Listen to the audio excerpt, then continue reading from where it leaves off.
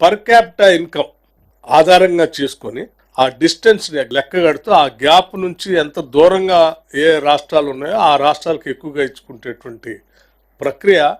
సరే, ఇప్పుడు తెలంగాణ రాష్ట్రం పర్ క్యాపిటా ఇన్కమ్ హైయెస్ట్ ఇన్కమ్గా ఉంది.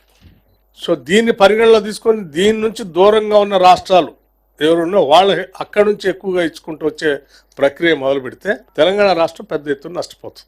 ఈ పర్ క్యాపిటా ఇన్కమ్నే మీరు ఆధారంగా చేసుకుని పంచే కార్యక్రమం కూడా కరెక్ట్ కాదు. పర్ క్యాపిటా ఇన్కమ్ని లెక్క కట్టేటప్పుడు రాష్ట్రంలో ఉన్న అందరి ఆదాయాన్ని లెక్క కట్టి ఇగో ఇంత ఇన్కమ్ ఉందని చూపిస్తూ ఉన్నారు. సంపద సృష్టించే రంగాలు కొద్ది మందికి అందుబాటులో ఉండేటువంటి వ్యవస్థ ఉంది. ఇక్కడ ఉన్న వాళ్ళ దగ్గర ఆదాయం ధనం చాలా ఎక్కువగా కేంద్రీకృతమైంది, లేని వాళ్ళ దగ్గర ఇంకా పేదరికంగా ఉన్నారు. వీళ్ళిద్దరిది కలిపి యావరేజ్ చేసి హైయెస్ట్ ఇన్కమ్ తెలంగాణలో ఉంది కాబట్టి దీన్ని ఆధారం చేసుకొని రాష్ట్రానికి నిధులు తక్కువ ఇస్తా అంటే నష్టపోతాము.